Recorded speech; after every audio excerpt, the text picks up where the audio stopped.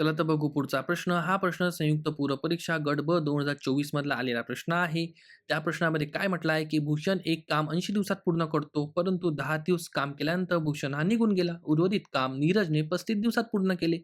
तर एकटा नीरजने तेच काम किती दिवसात पूर्ण केले असते ते आपल्याला विचारलेलं आहे. तर इथे आपण एकूण काम 1 गृहीत धरू. नंतर भूषणचा 1 दिवसाचा कामाचा भाग 1/80 होणार आणि 80 दिवसात पूर्ण करतो तो. मग 1 दिवसाचा कामाचा भाग 1/80 नंतर 10 दिवसात भूषणने काम केले. तो भाग कसा झाला तर 10 दिवस गुणिले 1 दिवसाचा काम 1/80 असतो. जेव्हा आपण याला सॉल्व्ह करतो ते 1/8 येते. नंतर उर्वरित काम, एक काम पूर्ण काम आपण 1 पकडलं आहे तर 1 वजा 1/8 तर इथे 7/8 तर 7/8 काम उरलेलं आहे.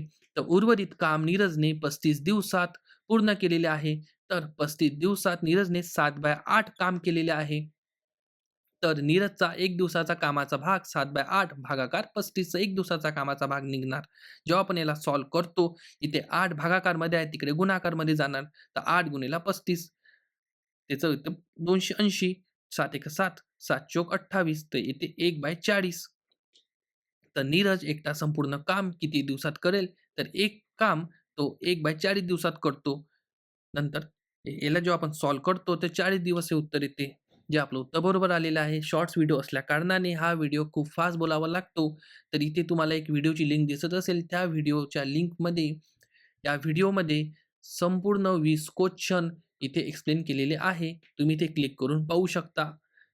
व्हिडिओ आवडला असेल तर लाईक करा, इतरांमध्ये शेअर करा, चॅनलला सबस्क्राईब करा. सोबत बेल आयकॉन दाबा. धन्यवाद.